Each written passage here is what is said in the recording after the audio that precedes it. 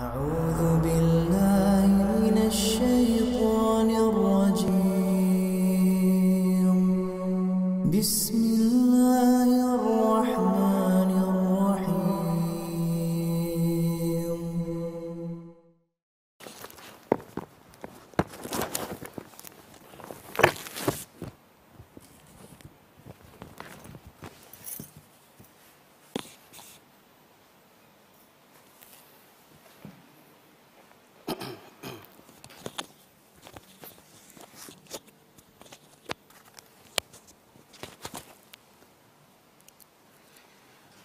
Bismillahirrahmanirrahim.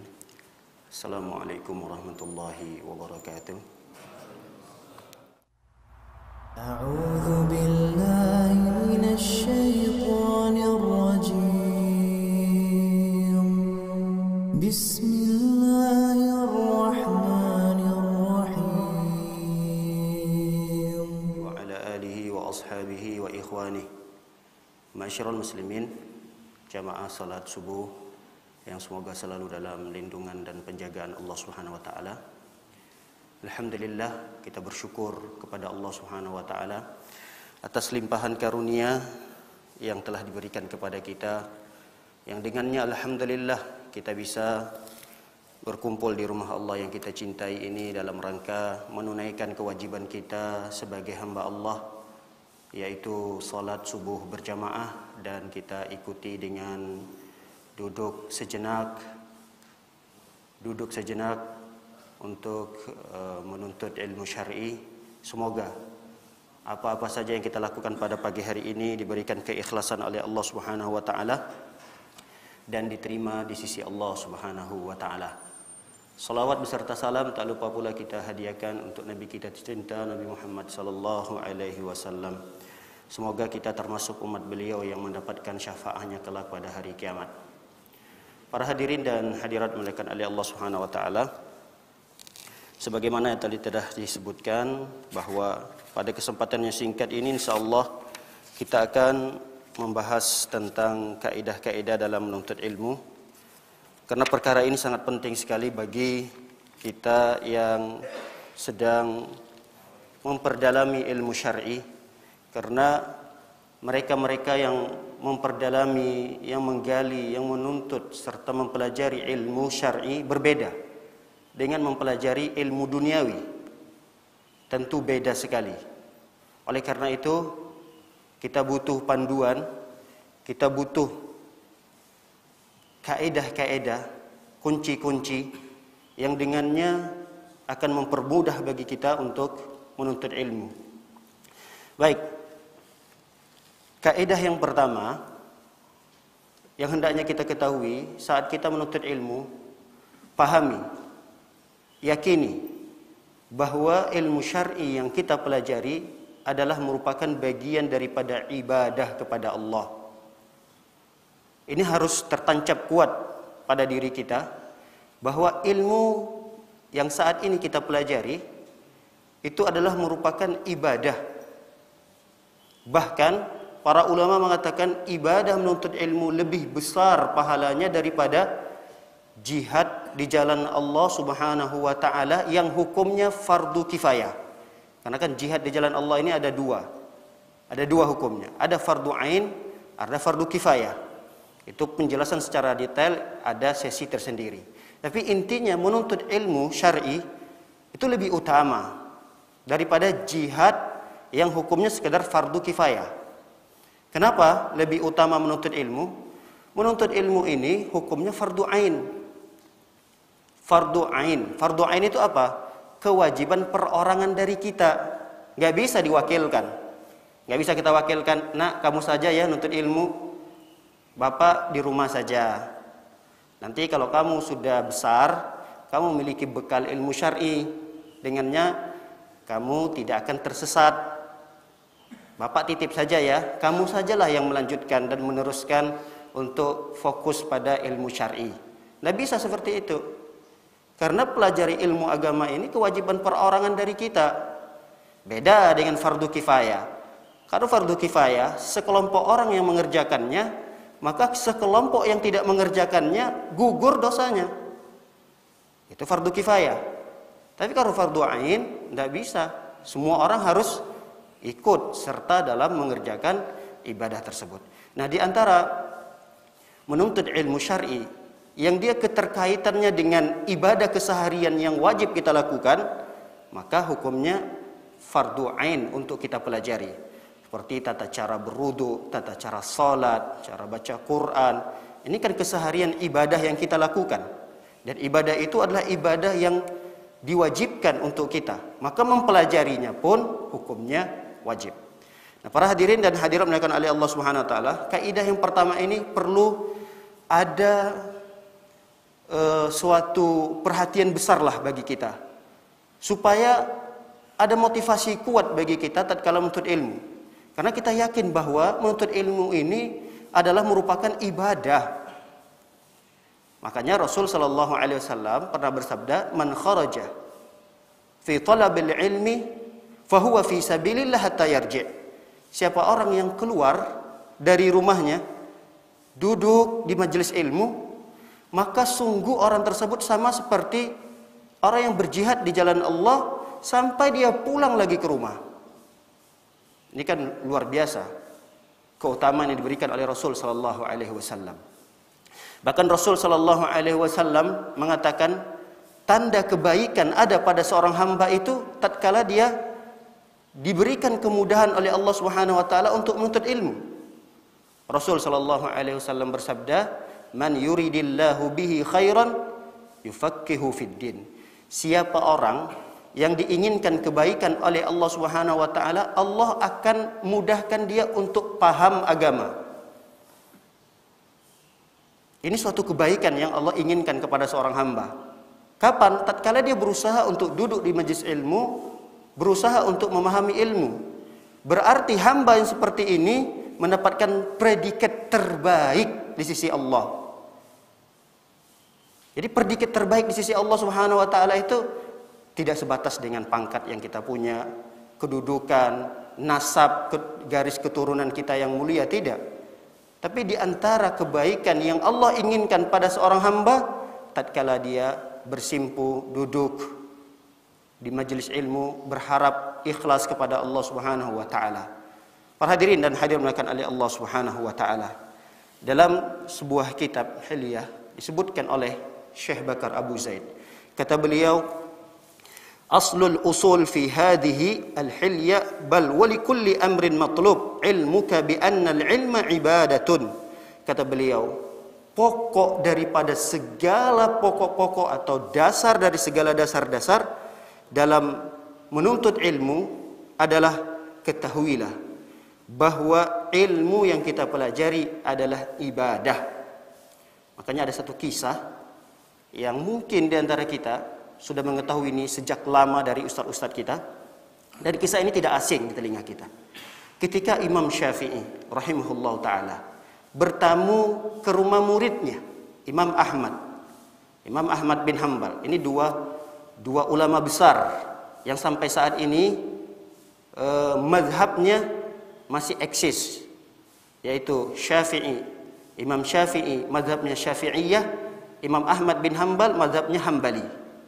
Nah, Imam Syafi'i suatu ketika pernah bertamu ke rumah muridnya Imam Ahmad bin Hanbal. Tentu ini adalah suatu kemuliaan yang begitu besar yang didapatkan oleh Imam Ahmad, dikunjungi oleh gurunya Imam Syafi'i. Nah, ketika Imam Syafi'i datang masuk ke rumah Imam Ahmad, saking gembiranya dia ceritakanlah kepada keluarga-keluarganya, kepada anaknya, kepada istrinya tentang Imam Syafi'i. Imam Syafi'i ini adalah begini, begitu, pujian-pujian yang luar biasa yang diceritakan oleh Imam Ahmad kepada keluarganya. Lalu kemudian Imam Ahmad meminta kepada keluarganya untuk dihidangkan jamuan yang istimewa. Dihidangkanlah oleh keluarganya. Setelah dihidangkan oleh keluarga Imam Ahmad bin Hanbal, Imam Syafi'i memakan makanan yang dihidangkan itu seakan-akan terlihat rakus sekali. Rakus sekali. Bahkan apapun yang dihidangkan habis. Keluarga Imam Ahmad bin Hanbal udah nggak respect ini dengan Imam Syafi'i. Tadi katanya ini orang soleh. Tadi katanya ini adalah orang yang dipuji-puji luar biasa. oleh Imam Ahmad. Tapi kelihatan dari makannya aja ini orang nggak kelihatan solehnya gitu. Ini orang biasa-biasa aja gitu. Seharusnya kalau dia orang soleh, orang berilmu, dia harus mengamalkan hadis bahwa makan itu cukuplah untuk menegakkan tulangnya agar dia bisa beribadah. Kan begitu hadisnya. Atau kalau dia ingin kenyang, makan ingin kenyang, amalkan hadis sepertiganya untuk makan, sepertiganya untuk minum, sepertiganya untuk udara. Kalau memang mau kenyang. Kan ada hadis itu. Nah, Imam Syafi'i tidak terlihat mengamalkan hadis itu. Mana nih tanda-tandanya dia orang berilmu, orang soleh, orang yang tadi begitu pujiannya begitu hebat dari Imam Ahmad bin Hambal? Tidak terlihat. Baik, satu hal yang membuat keluarga Imam Ahmad bin Hambal sedikit kurang respek lah terhadap Imam Syafi'i. Lalu kemudian tibalah malam istirahat. Imam Syafi'i istirahat di ruangan khusus. Disiapkan oleh Imam Ahmad. Nah, tatkala Imam Ahmad istirahat, Imam Syafi'i istirahat, orang soleh, namanya orang soleh, kebiasaan mereka bangun malam. Memang sholat malam adalah kebiasaan orang-orang soleh. Nah, keluarga Imam Ahmad bin Hambal tidak melihat adanya tanda-tanda Imam Syafi'i ini terbangun di malam hari. Entahkah itu di jam 12 di pertengahan malam atau setidaknya di sepertiga malam terakhir. Kenapa keluarga Imam Ahmad ini bisa sampai menilai seperti itu? Karena tidak terlihat Imam Syafi'i ini terbangun, kemudian berwudu. Karena kan Imam Syafi'i nggak tahu, ini rumah Imam Ahmad.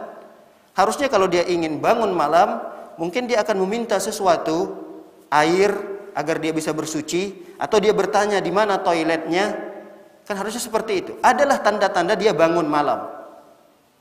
Tapi kata keluarganya, Imam Syafi'i tidak terlihat bangun malam. Enggak terlihat beliau ini sholat tahajud. Ada dua hal yang menjadikan keluarga Imam Syafi'i Imam Ahmad bin Hambal tidak respek terhadap Imam Syafi'i ini. Lalu dua hal ini dilaporkanlah kepada Imam Ahmad supaya tidak menjadi suuzon.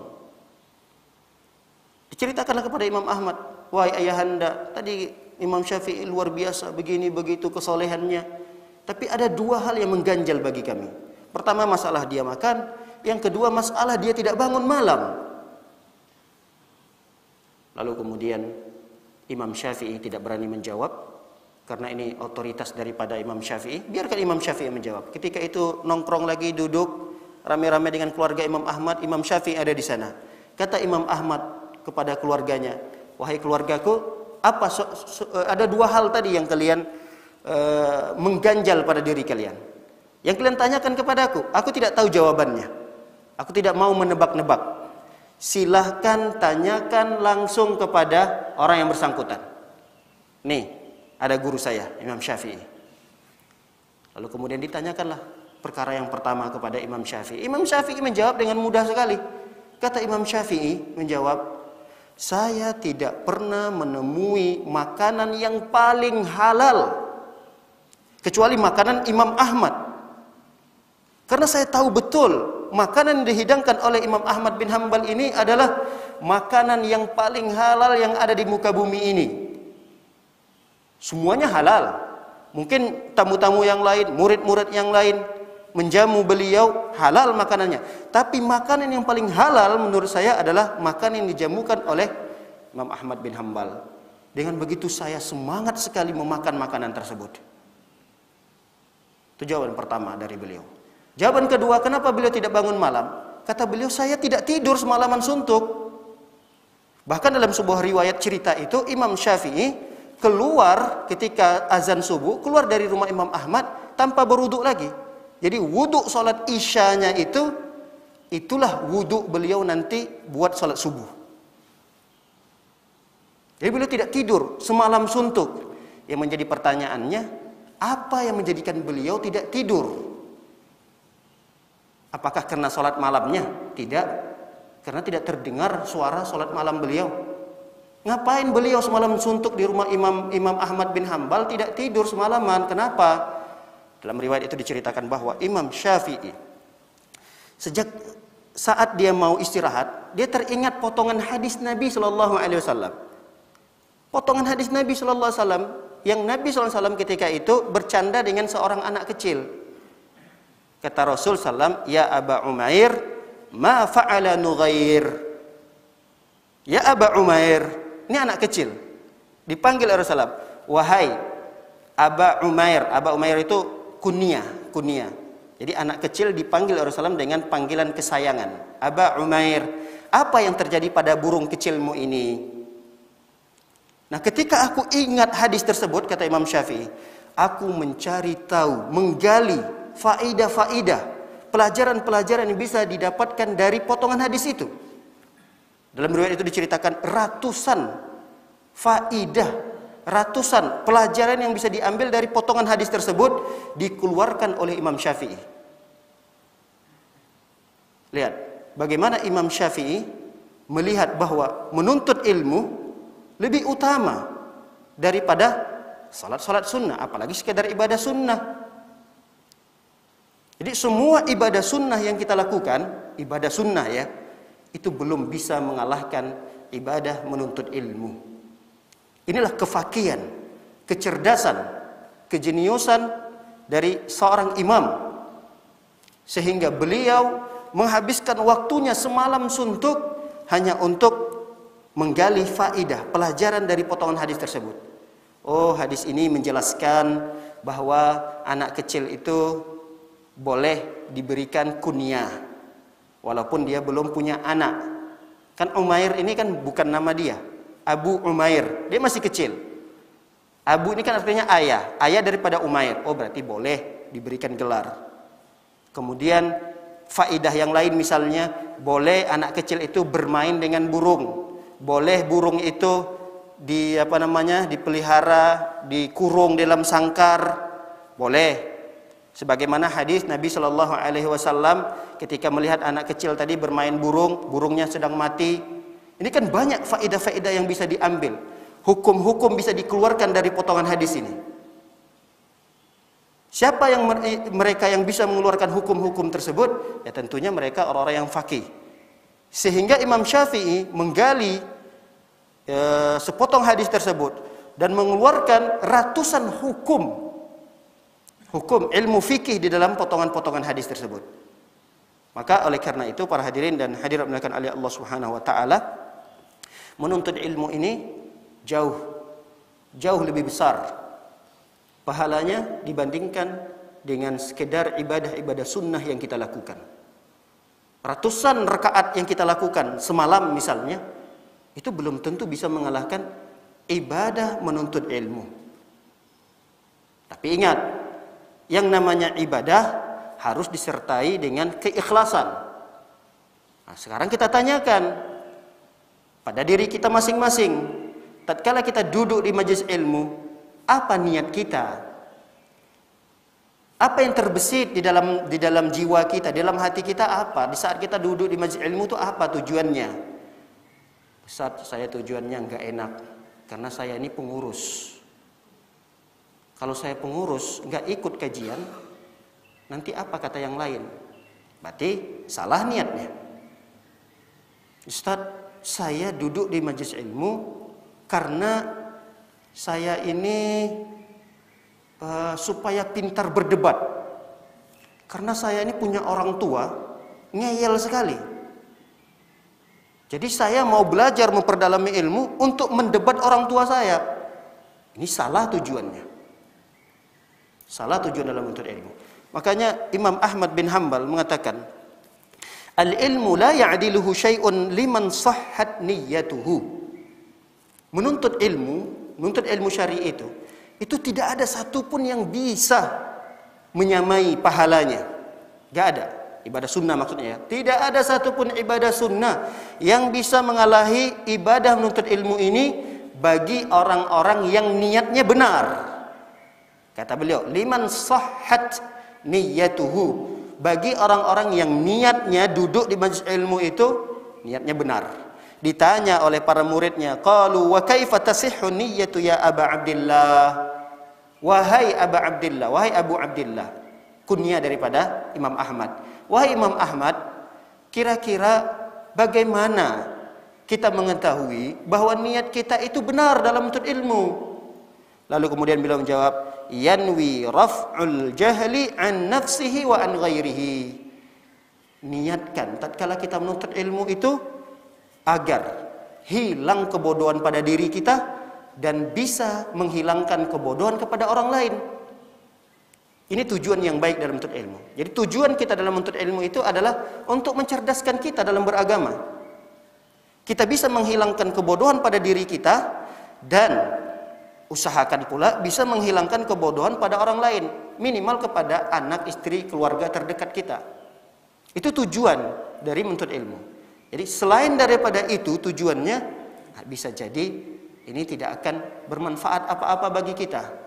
Bahkan mohon maaf, bisa jadi ini akan menjadi bencana, musibah yang begitu besar bagi kita. Tidakkah kita pernah mendengar sebuah hadis Nabi Shallallahu Alaihi Wasallam yang hadis ini diulang-ulang oleh Abu Hurairah, pingsan, nggak bisa menyelesaikan potongan hadis ini. Ketika Abu Hurairah ingin menyampaikan hadis tersebut, pingsan, bangun lagi, sadar lagi, ingin menyampaikan hadis yang sama, belum masuk inti daripada matan hadis itu, beliau pingsan lagi. Apa hadis tersebut? Hadis tersebut adalah Rasul sallallahu alaihi wasallam mengatakan tidak akan bergeser kedua kaki seorang hamba pada hari kiamat sampai dia ditanyakan 3 perkara. Dalam hadis yang lain ada 3 kelompok orang. Dalam hadis yang lain ada 3 golongan orang. Yang pertama sekali yang akan dilemparkan oleh Allah Subhanahu wa taala ke dalam neraka. Jadi 3 golongan orang ini bukan pelaku maksiat. 3 kelompok orang ini bukan pezina, bukan pejudi, bukan pecandu narkoba, bukan koruptor, bukan. 3 kelompok orang ini adalah orang yang soleh terlihat oleh manusia dulu di dunia. Siapa mereka? Di antaranya adalah qari, orang yang pintar baca Qur'annya, merdu suaranya, atau orang yang belajar ilmu, banyak ilmunya, banyak hafalan hadisnya, banyak hafalan Qur'annya, tapi tujuan daripada dia belajar ilmu itu agar dikatakan dia alim. Saya orang alim loh, supaya diakui oleh orang-orang bahwa dia itu orang alim. Dan gelar itu dia dapatkan di dunia. Ditanya oleh Allah Subhanahu wa taala, "Kamu dapatkan kan gelar itu?" Pengen berdusta di hadapan Allah. Tidak ya Allah, bukan itu tujuanku. Aku belajar di dunia, pelajari Al-Quran, pelajari hadis, saya duduk di majelis ilmu. Ikhlas karenamu ya Allah. Kadzabta. Kata Allah, kamu dusta. Kamu dusta. Tujuanmu dalam menuntut ilmu adalah agar kamu dikatakan alim. Ini berarti kan harapannya dunia. Ketika seseorang belajar agama, berharap untuk mendapatkan sebahagian kecil dari kenikmatan dunia, maka ketahuilah bahwa itu akan menyebabkan dia binasa di akhirat. Di dunia dia akan dapatkan, karena memang tujuan utama dia menuntut ilmu, apa tujuannya? Supaya mendapatkan kedudukan di manusia, dia akan dapatkan. Supaya mendapatkan pujian dari manusia, dia akan dapatkan. Supaya dia mendapatkan kursi, dia akan dapatkan. Supaya mendapatkan jabatan, akan didapatkan di dunia. Allah akan berikan. Adil Allah. Karena dia minta, tujuan dari menuntut ilmu adalah dunia, Allah akan berikan. Tapi di akhirat, ini orang yang pertama sekali diseret secara paksa oleh Allah, lalu kemudian dilemparkan ke dalam neraka. Para hadirin dan hadirat oleh Allah Subhanahu wa taala. Oleh karena itu, ikhlas di dalam menuntut ilmu ini sangat penting. Karena menuntut ilmu merupakan ibadah kita kepada Allah Subhanahu wa taala. Tidak akan berguna ibadah yang kita sekian menit nih duduk kita nih, sekian menit, bahkan mungkin ada 1 jam duduk di majelis ilmu, pulang nggak dapat apa-apa, nggak ada pahala yang dia bawa. Padahal ini ibadah yang sangat besar. Oleh karena itu, perbaikilah kembali niat kita. Perbaiki. Ya Allah, aku berniat duduk sejenak beberapa menit ke depan, ikhlas karenamu ya Allah. Aku ingin mengangkat kebodohan, ingin menghilangkan kebodohan pada diriku, dan berusaha ilmu yang tadi saya dapatkan, saya ajarkan kembali kepada anak-anak saya, kepada istri saya, agar kebodohan itu juga hilang dari keluarga saya.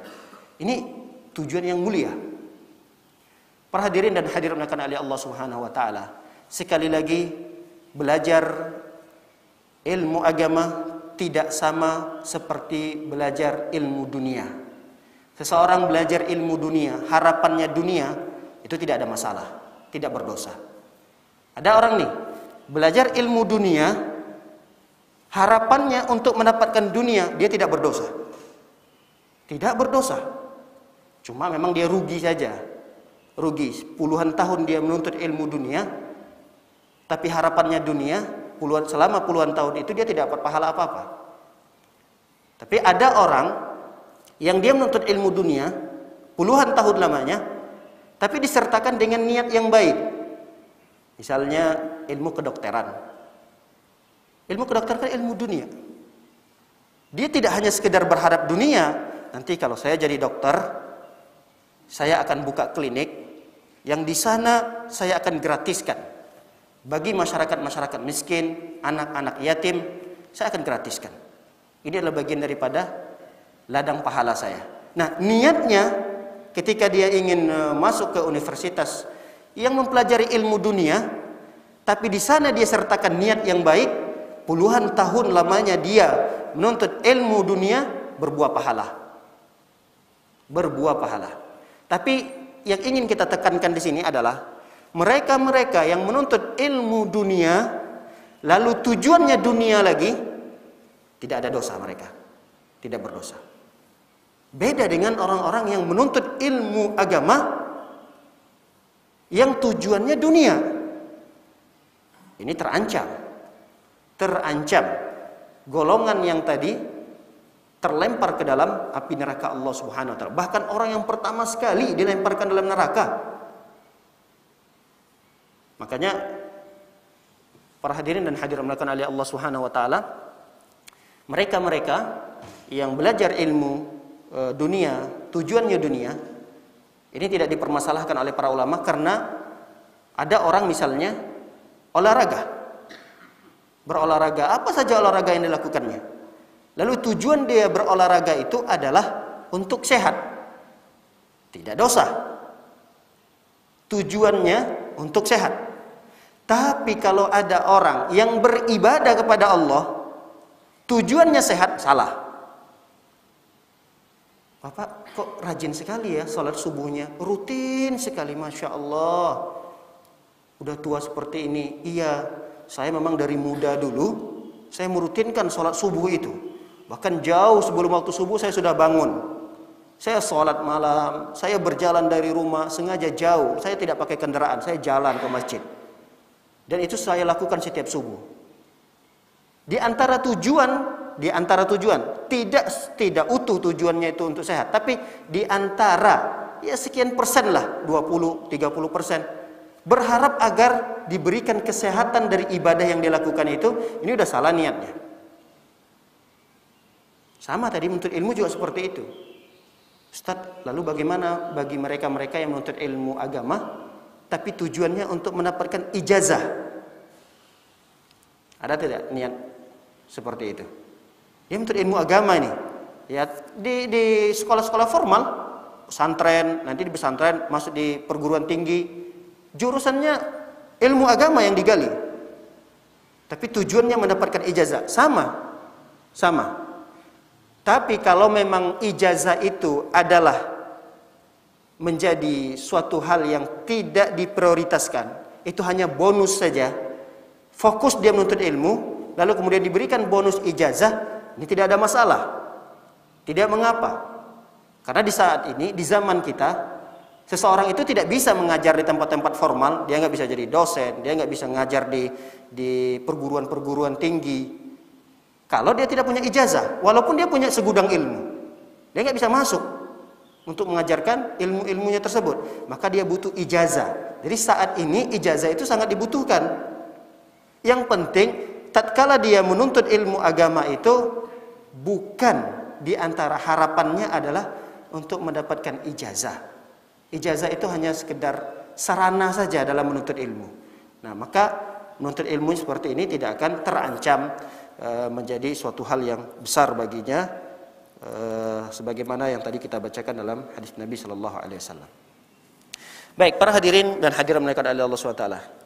Kaidah yang kedua yang perlu kita pahami dalam menuntut ilmu adalah kun ala jaddatis salafis saleh. Seriuslah untuk mencontoh orang-orang soleh kita terdahulu dalam menuntut ilmu.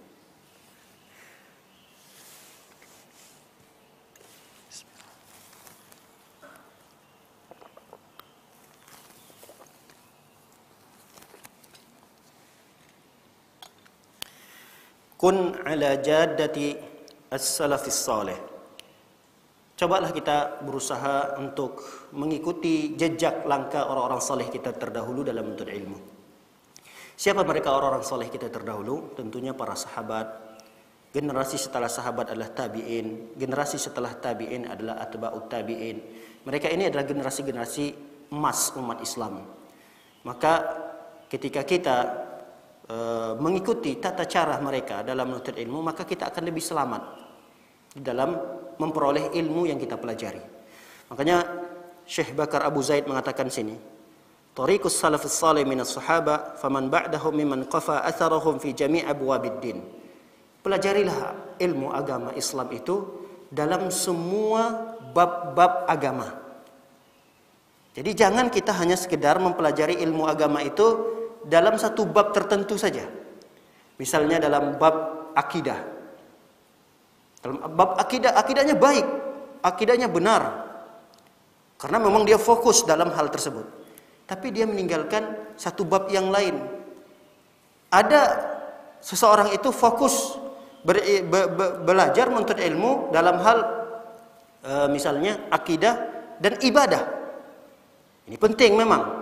Ibadah, Masya Allah, ibadah salatnya, tata cara salatnya bagus, tata cara berwuduknya bagus.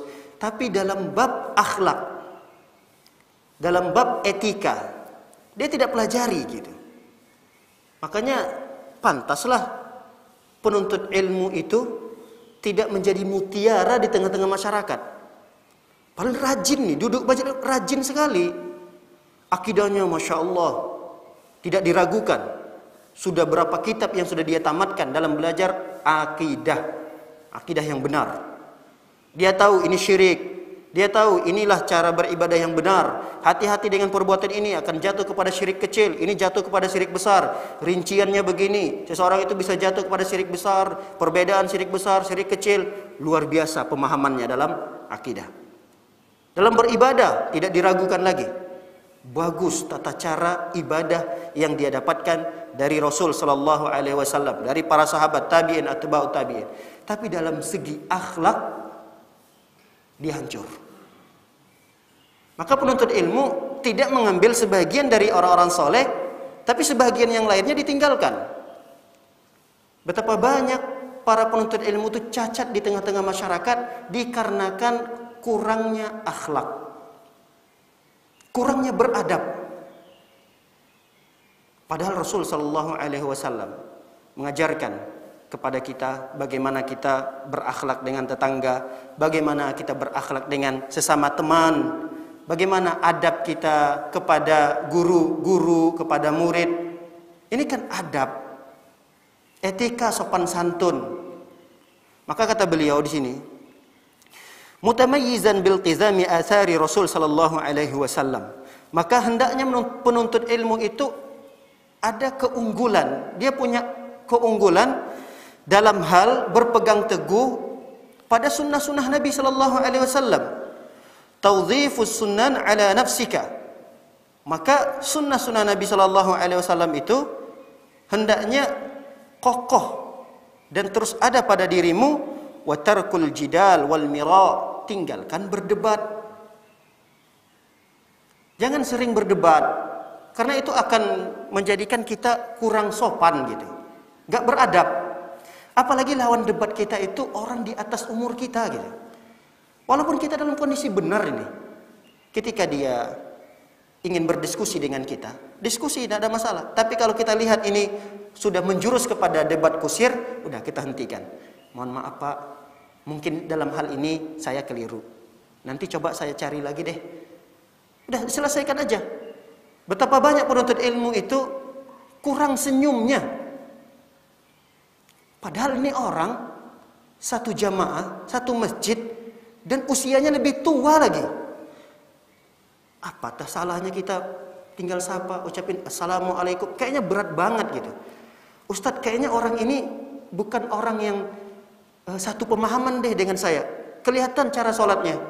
Memang ada apa urusannya dengan dia bukan satu pemahaman dengan kita, atau tidak satu pemahaman dengan kita, atau tidak sama mazhabnya dengan kita?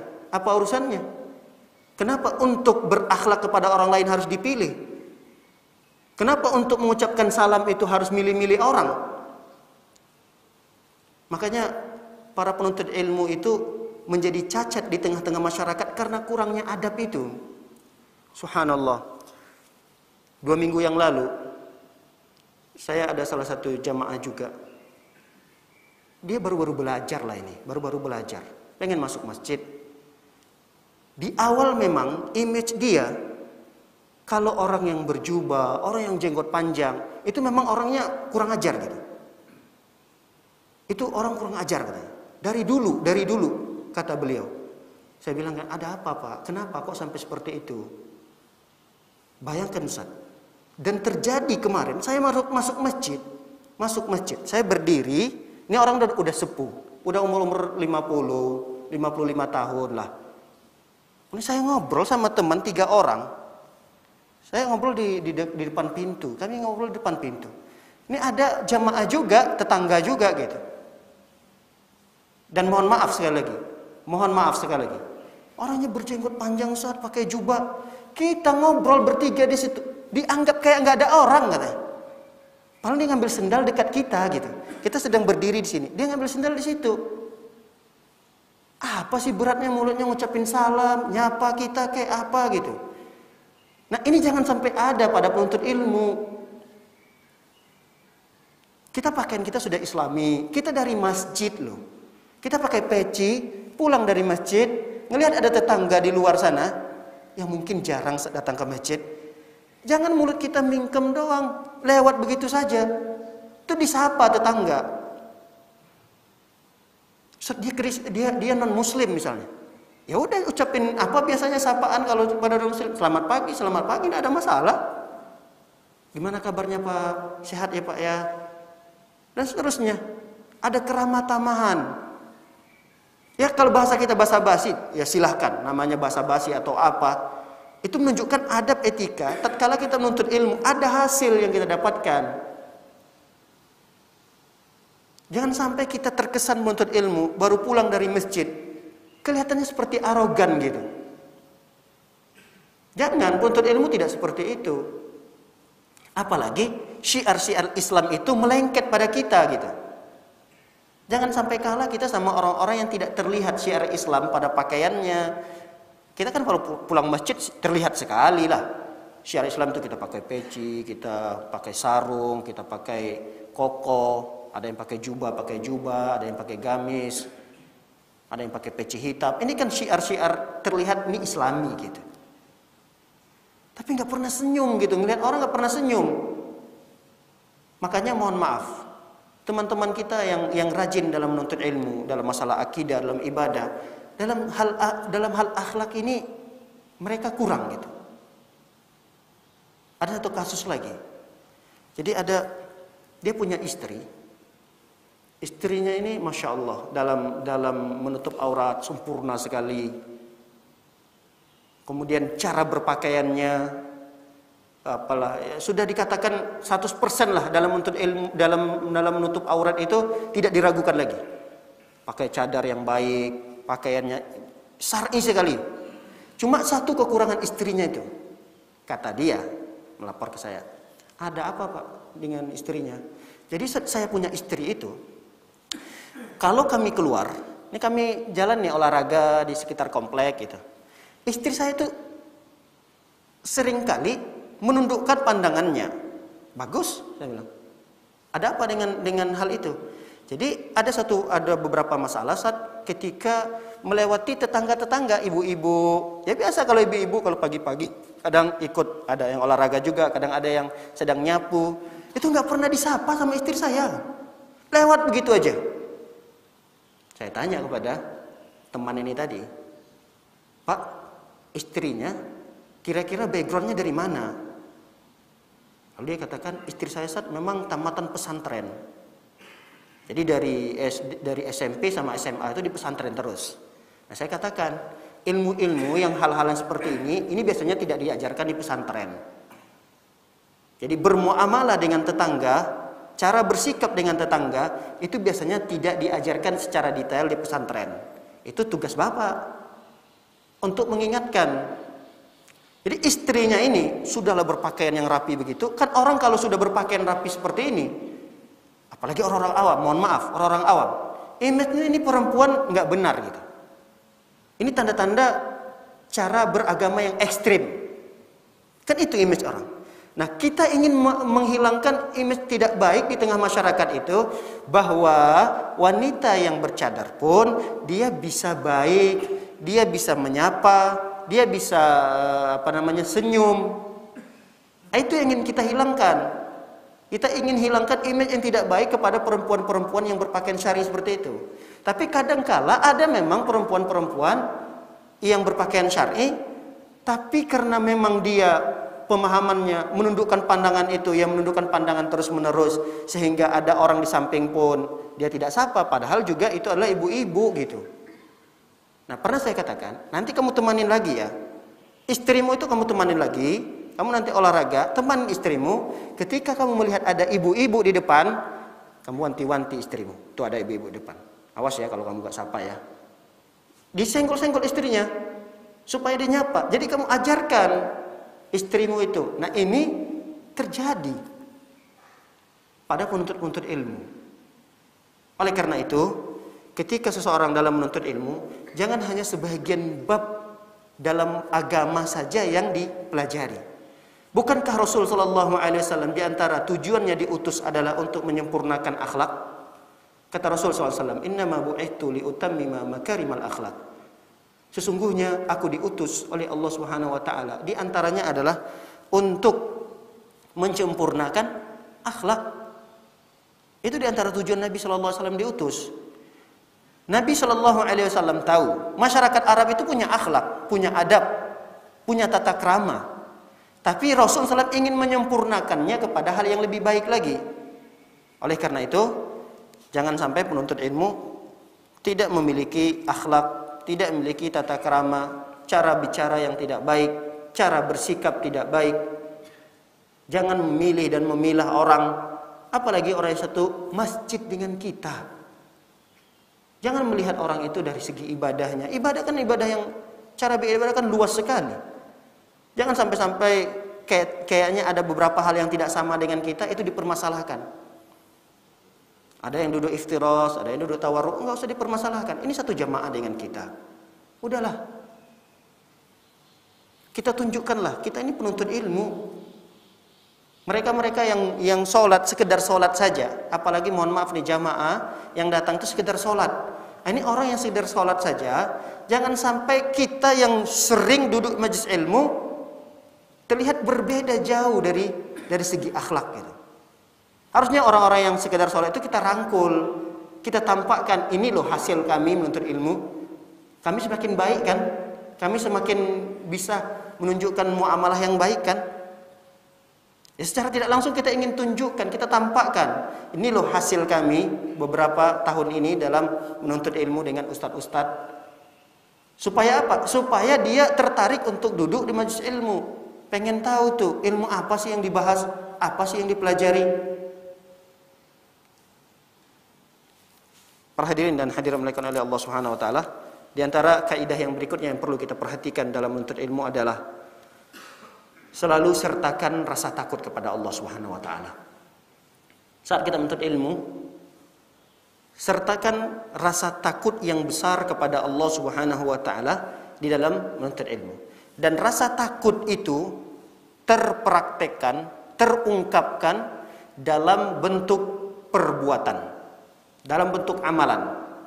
Jadi semakin seseorang itu menuntut ilmu, semakin besar rasa takutnya kepada Allah, maka semakin banyak amalan yang dia lakukan. Itu bukti bahwa dia takut kepada Allah Subhanahu wa taala. Makanya Allah Subhanahu wa taala berfirman mengungkapkan siapa sih yang sebenarnya orang yang berilmu itu. Kata Allah Subhanahu wa taala, "Innama yakhsyallaha min ibadihil ulama." Kata Allah Subhanahu wa taala, orang yang takut kepada Allah itu hanya orang-orang berilmu.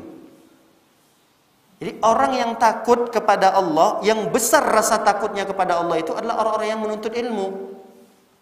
Jadi kalau ada orang yang menuntut ilmu, rajin duduk di majelis ilmu, tapi semakin membangkang kepada Allah, semakin aneh-aneh saja ucapan-ucapannya, aneh-aneh saja pendapat-pendapatnya. Kadang pendapatnya itu menyelisihi syariat Islam, menunjukkan dia adalah orang yang petantang petenteng di hadapan Allah Subhanahu wa taala. Ini orang tidak berilmu.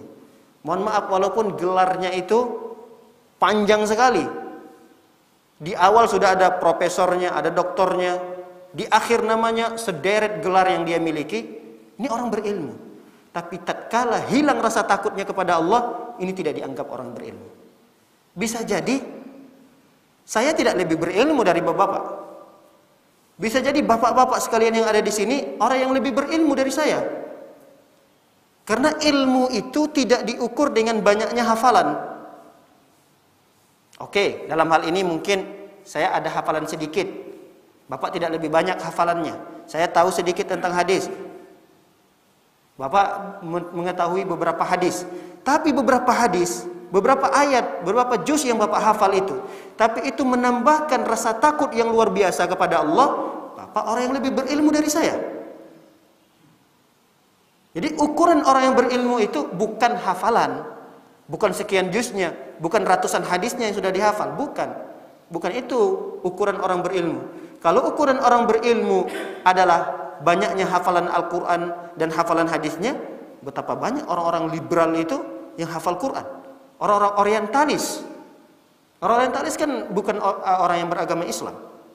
Mereka non-muslim kemudian mempelajari Islam. Non-muslim, mereka hafal Quran. Mereka hafal ratusan hadis. Bahkan mereka membuat buku yang luar biasa tentang Islam.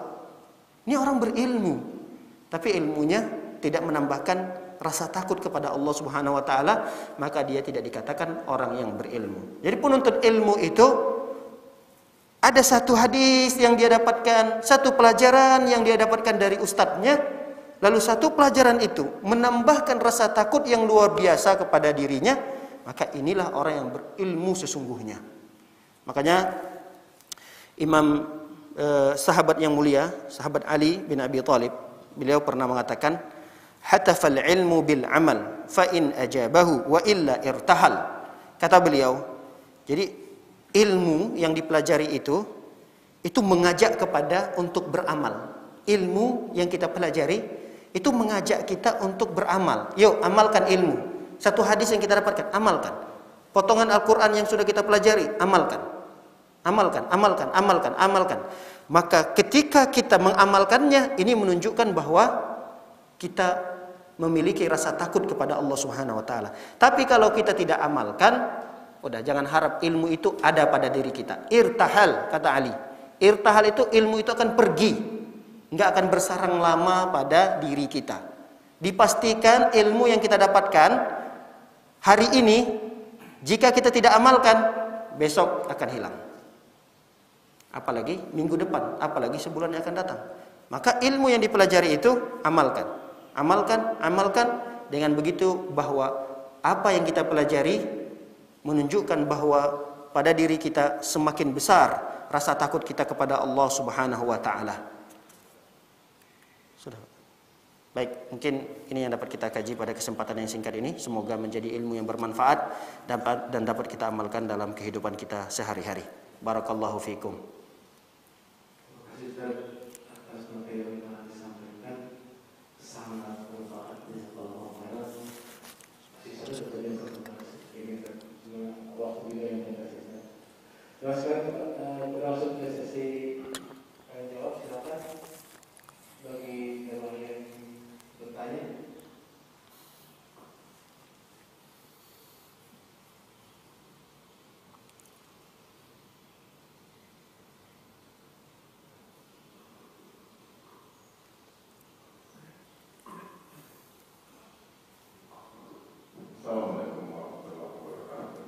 Waalaikumsalam. Mengenai ini tadi bahwa harusnya kita kalau berilmu itu berarti akhlak dan adabnya mungkin lebih baik. Nah, saya kadang-kadang khawatir gini, misalkan satu alatnya itu kita memberi salam kepada orang.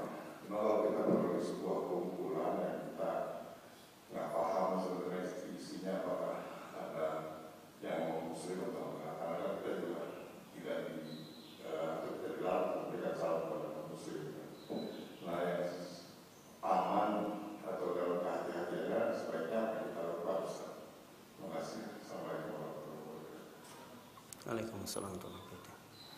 Wallahu a'lam bishawab.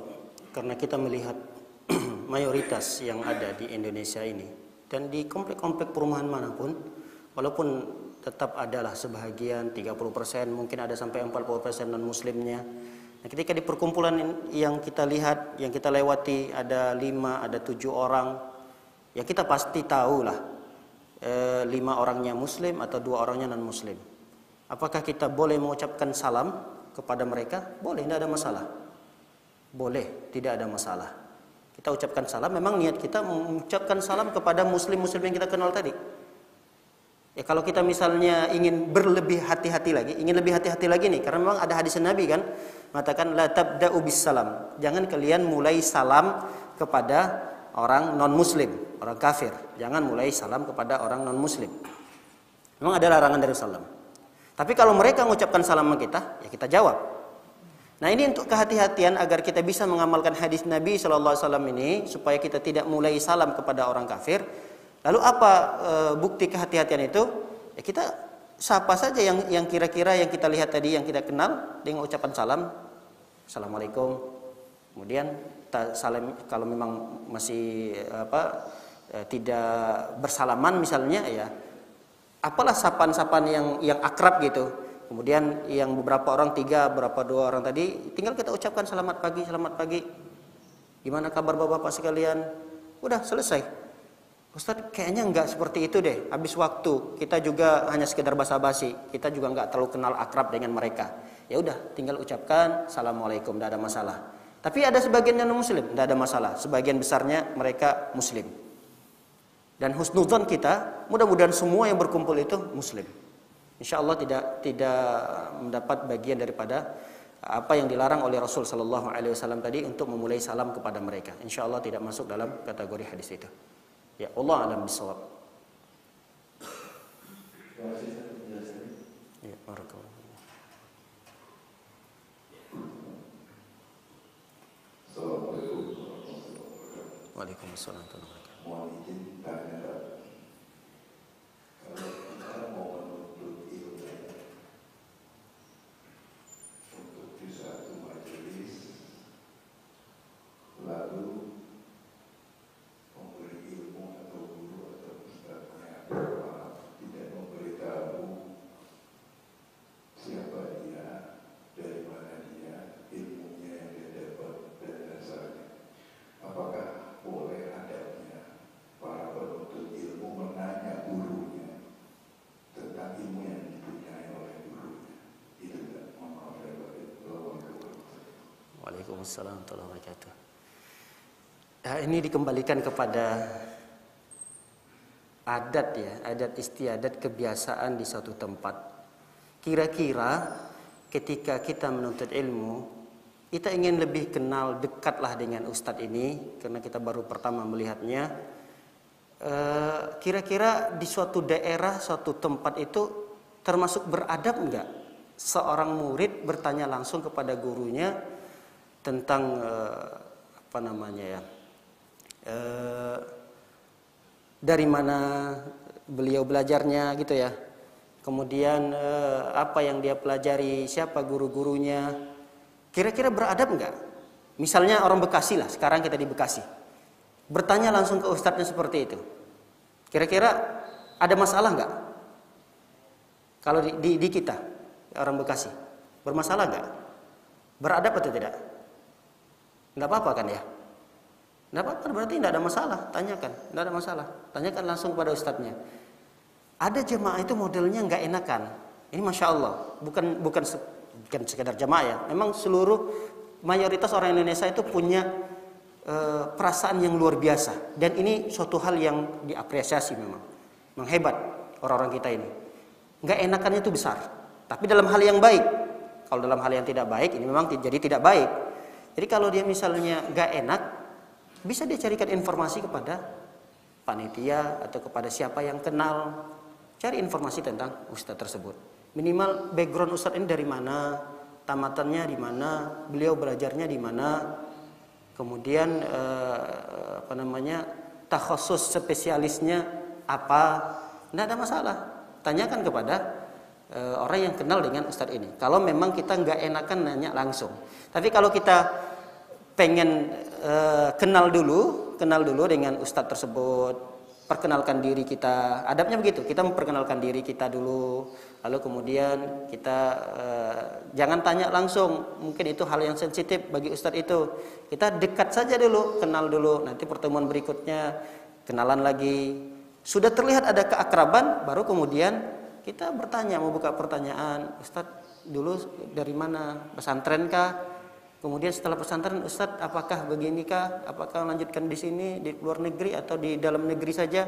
Nah, itu mungkin cara-cara yang bisa kita lakukan. Wallahu a'lam bishawab. Barakallahu fiik. Ya, majazah. Ada yang bertanya ke WA. Ya, salam. Bismillah, Ustaz, menuntut ilmu juga harus diamalkan dalam kehidupan kita. Sholat sunnah, misal tahajud, duha, kedudukannya kalah dengan menuntut ilmu ya Ustaz. Kemudian menuntut ilmu adalah terus, tapi tidak diamalkan, tidak ada actionnya. Misal sifatnya masih emosian sama suami, tidak aman. Ya, barakallah. Ya, menuntut ilmu seperti ini tentu cacat ilmu yang dia pelajari ya. Jadi menuntut ilmunya itu suatu ibadah. Menuntut ilmu seperti yang kita lakukan ini. Nah, adapun ilmu yang dia pelajari itu tidak dia amalkan, tadi masuk poin ketiga. Berarti rasa takutnya kepada Allah SWT berkurang. Ini tidak disebut dengan orang yang berilmu. Ini gagal, menuntut ilmunya gagal. Ilmu yang dia pelajari gagal. Karena harusnya ilmu itu menjadikan rasa takut yang besar kepada Allah Subhanahu wa taala. Dengan apa? Dengan mengamalkan ilmu itu. Jadi kalau ada seseorang menuntut ilmu tapi tidak terlihat dia itu orang yang penuntut ilmu, ya udah, gagal. Sama seperti ya, manfaatnya ada, tetap ada. Menuntut ilmunya, dia duduk menuntut ilmu itu tetap ada pahalanya, tetap. Cuma seperti pohon lah ya, pohon rindang begitu saja, tapi nggak ada buahnya. Mungkin ada manfaatnya tapi sedikit. Manfaat pohon rindang apa sih? Sedikit. Tapi kalau dia pohonnya rindang kemudian berbuah, ini manfaatnya lebih besar lagi. Sekali lagi kami ulangi, bahwa menuntut ilmunya tetap ada manfaat. Duduknya di majelis ilmu tetap ada manfaat, tapi dia cacat di ilmunya itu dengan tidak beramal. Lambat laun ilmu yang dia pelajari itu akan hilang. Lambat laun ilmu yang dia pelajari, bertahun-tahun dia belajar, nah ilmu itu tidak dia amalkan, ilmu itu akan berangsur hilang pada dirinya. Wallahu taala alam bisawab.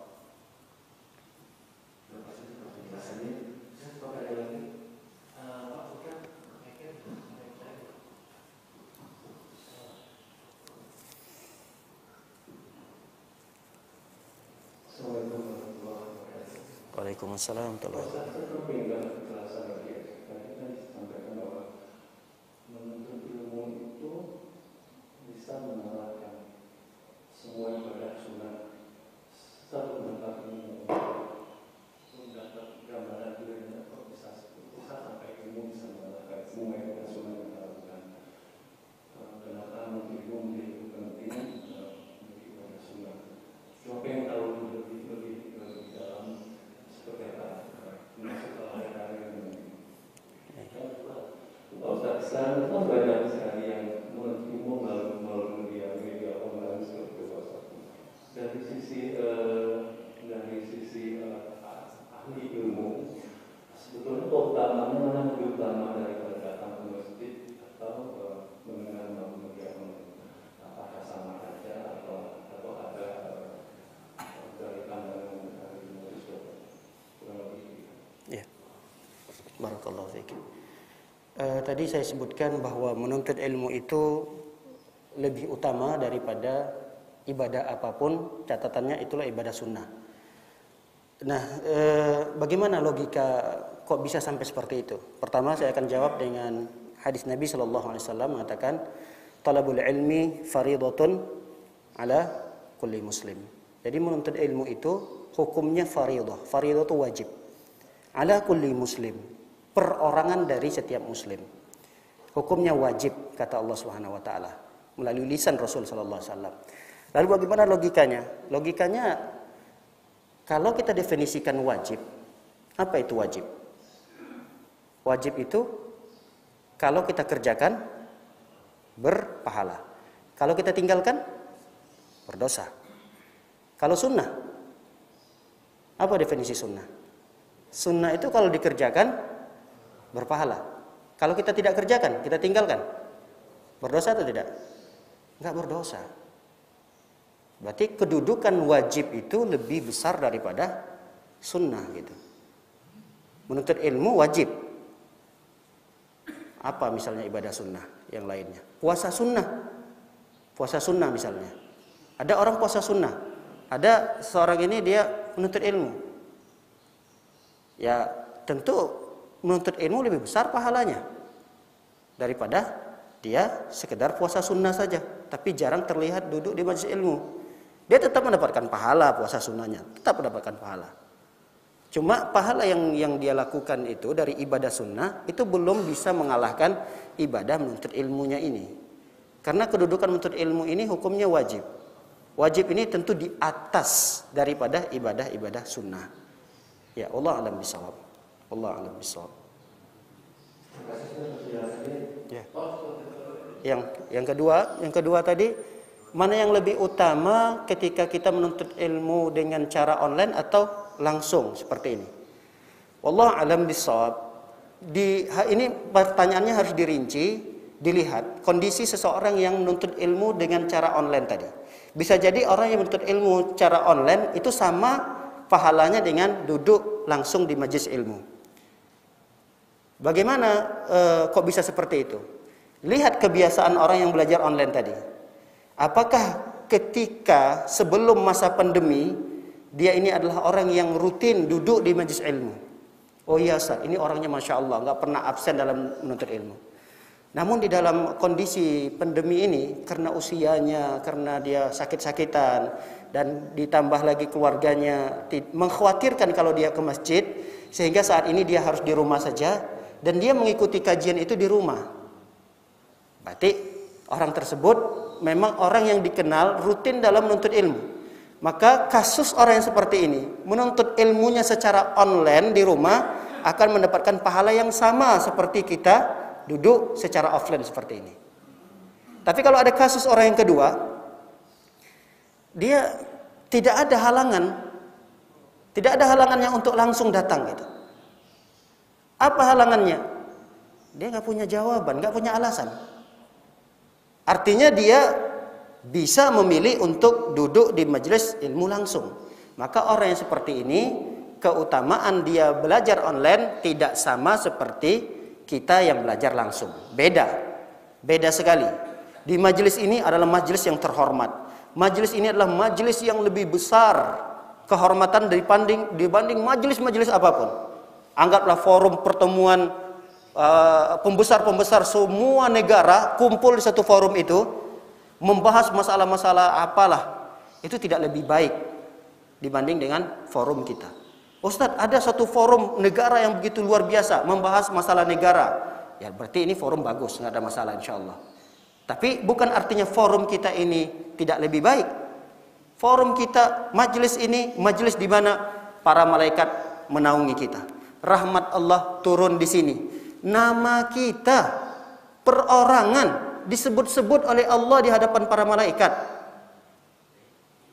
Nama kita Bapak Fulan, kata Allah, Bapak Fulan. Allah puji-puji kita, duduk di masjid Jannatul Firdaus.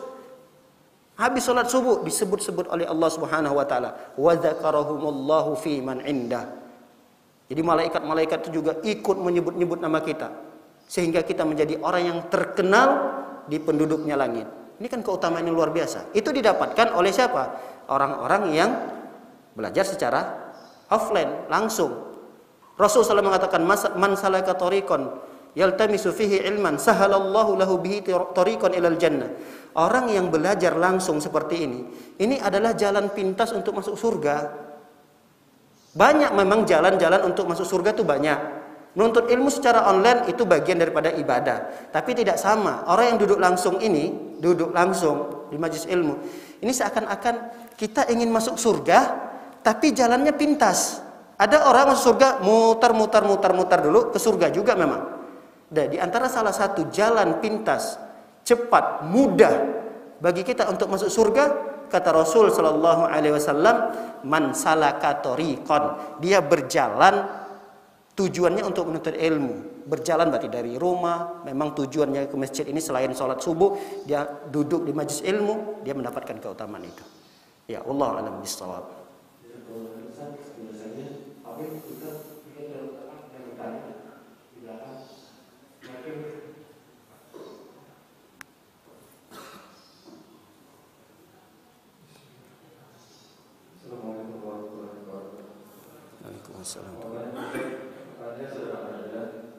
Makanya lebih penting apakah kita belajar mengenai adab atau belajar betul-betul ilmu. Karena kasih contoh, misalnya orang yang ilmunya tinggi, tapi kalau ngomong menyakiti hati orang, saya nggak bilang lah dengan mereka mau bilang ya. Tapi itu benar-benar ilmunya pasti tinggi, cuma begitu ngomong kok se-Indonesia digeger. Jadi sebenarnya yang lebih penting mana? Apakah diutamakan adabnya dulu atau ilmunya? Nah, kemudian kalau kasus seperti ini sebenarnya apa ya? Ya itulah sebenarnya mana yang dipentingkan.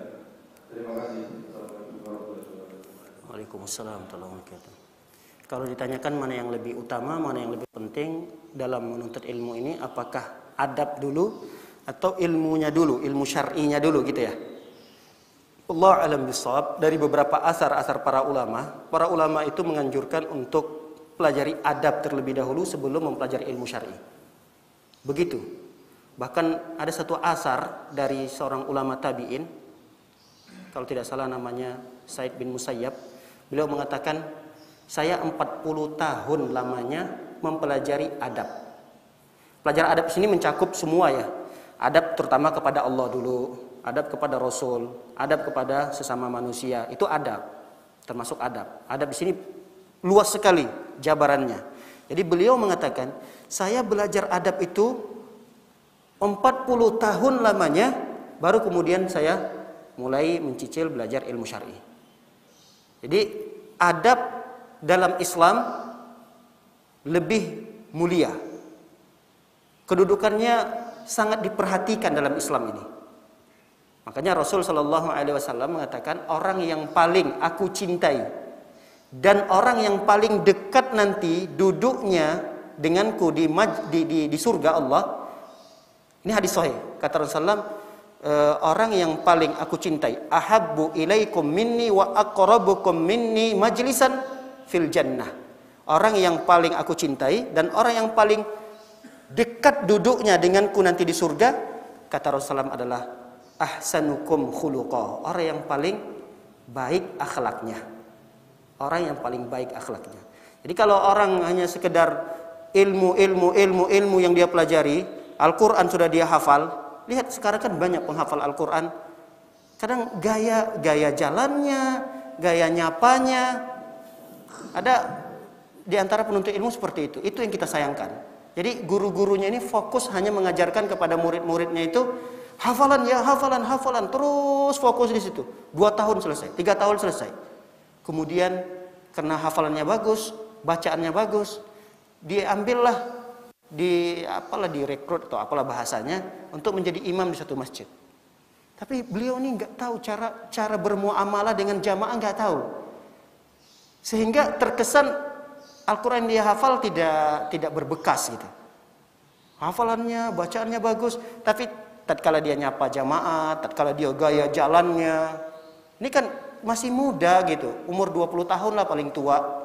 Ini sama orang-orang tua jangan kayak disamakan seperti